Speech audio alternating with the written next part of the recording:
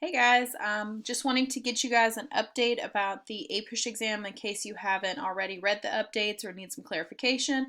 This is just to get you guys up to date. So let's look at it.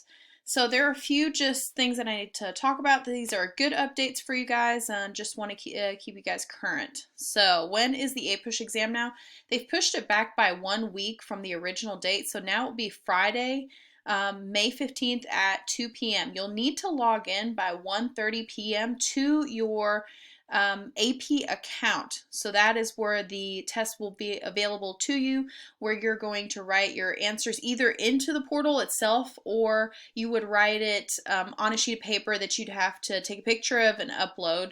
But of course, number one, best option would probably be to write it into the portal itself. But we'll talk about that a little bit later once we get closer to it. To that laptop, okay, will be have dropped. You need to get to the exam score in Unit 9, French and all the power. Briefly, percent of your score that you need has 5 that are rather than so there's that signed and does and they if you've given us their AP T score 8 exam because otherwise they would have online there.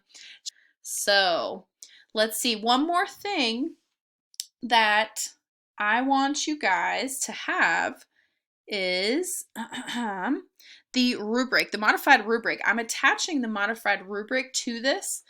And this is a lot of mumbo jumbo. Of course, I'm going to go through this with you guys. So you can read this in detail if you want to. I'm going to explain it in short too, but they have now, instead of 7 points the DBQ carrying it, it's 10 points because they've added 3 different points across the rubric to kind of beef it up, the chances for you guys to get points for this. Okay, and the stuff in green, guys, is what they have, the 3 points that they have added to this.